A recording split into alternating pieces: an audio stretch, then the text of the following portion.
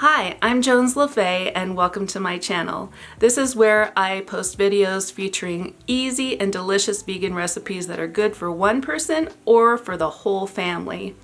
I've been plant-based in some form or another for over 35 years. I started out as a vegetarian and went vegan about 7 years ago and have not looked back.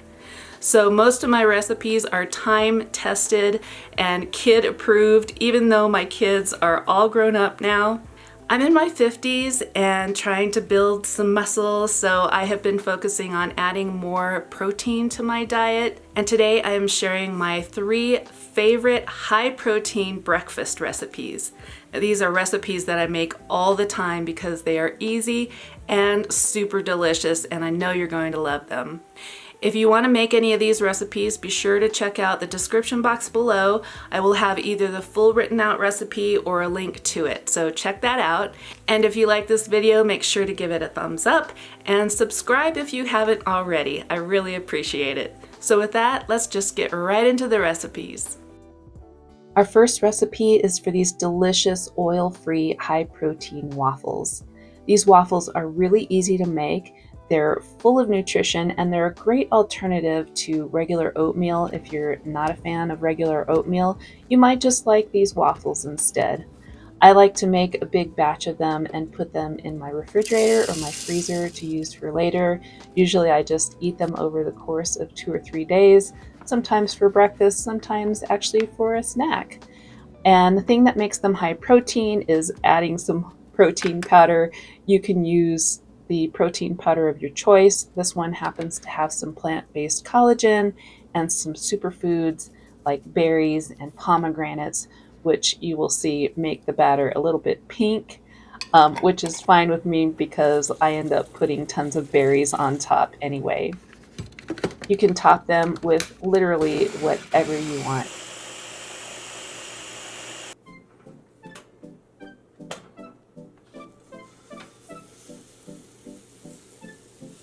The amount that I'm making here makes about 7 waffles. I don't know why I can never seem to get 8 waffles out of it. I guess if I added a few more ingredients, then I would get the 8 waffles, but this is just fine.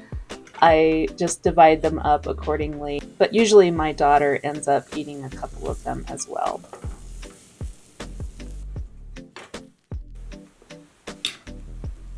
Now these are fat-free and sugar-free, but of course I like to add just a little bit of maple syrup and some plant-based yogurt. This one is a soy yogurt, so it has some extra protein in it, which just adds to our protein content. Of course, you can use whatever kind of yogurt you want or just skip the yogurt altogether, but I like to have a little creamy element on top, and having that extra protein is also great. And of course, I pile on the berries and add some toasted walnuts at the end. But feel free to put whatever kind of toppings you want. You could even make these into savory waffles. The sky is the limit. This truly is one of my favorite breakfasts that I make nearly every week or whenever I have some ripe bananas on hand. So be sure to check out the description box below for the full recipe. My next recipe is also super delicious, and it is for a mung bean omelet. Now I know that sounds really weird, but just think of it as a homemade just egg. I have shown this recipe in a previous video, which I will link in the description box down below, which is for a delicious breakfast sandwich that is also high protein. And the hardest thing about making this recipe is just remembering to soak your mung beans overnight or for a few hours. And then all you have to do is add a few ingredients to your blender, blend it up, and you have this delicious mixture that you can make 1 or more omelets in a day or save some of the mixture to use later. I add ingredients like garlic powder, onion powder, baking powder, nutritional yeast, and a little bit of olive oil and some plant-based milk. Now the olive oil is somewhat optional. I have found that adding the olive oil does help it to not stick to the pan, which is a problem I was having in my previous video. And every time I tried to make this or just egg, I was having problems with the mixture sticking to the pan, even though I have a really good non-stick pan. So I finally figured out the secret to that, which you'll see in a minute, but having a little bit of olive oil in the mixture and also on the pan definitely does help. If you're trying to go completely oil-free, feel free to omit the oil, but you might have some sticking issues. Just make sure that you're cooking it on a low heat. Spread the mixture around pretty thin, but not too thin in the pan.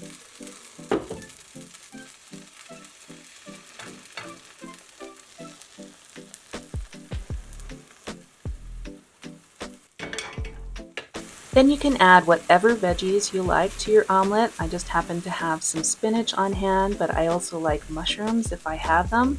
And then I add a little bit of extra seasoning and put the lid on to let it cook for a few minutes. Now, putting the lid on is essential for making it not stick to the pan. This is the secret, so make sure that you put that lid on.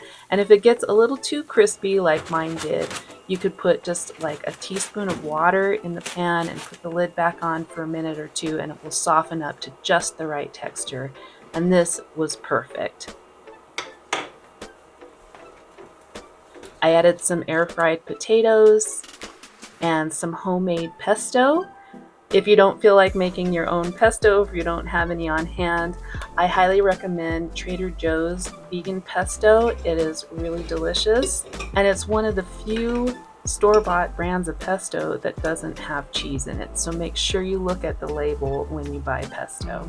If you want my pesto recipe, I will link that in the description box. And this is definitely one of my favorite breakfasts.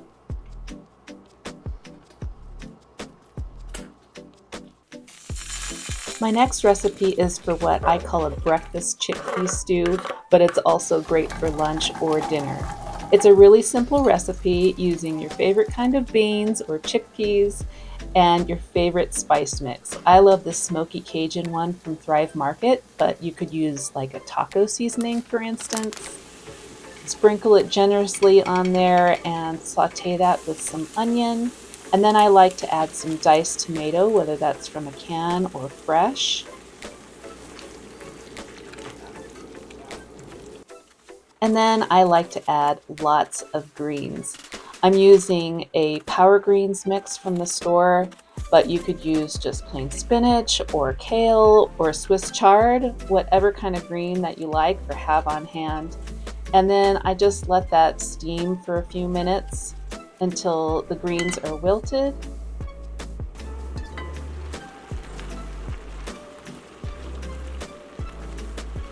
I like to eat it with a nice hearty bread. This is some homemade sourdough that I've been perfecting, and this loaf was pretty much perfect in my eyes. I also like to toast the bread because the mixture is pretty liquidy, so you need some hearty bread that's going to stand up to that.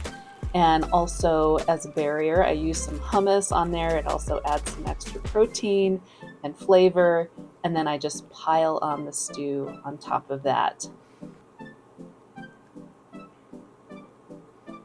Then I top the whole thing off with some toasted hemp seeds for even more protein and some fresh sprouts just to have sort of a fresh element on top.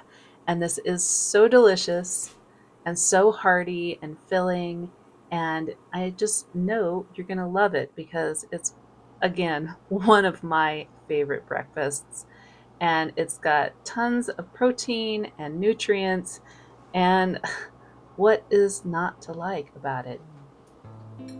So those were my 3 current favorite high protein breakfasts. I hope you'll give at least one of them a try because they're all delicious. If you like this content, please remember to give me a like and subscribe if you haven't already, and I would love to hear from you in the comments. Now here's one bonus video from my cat Zoe, how to make muffins. I hope you have a beautiful and nourished day. See you in the next video. Bye!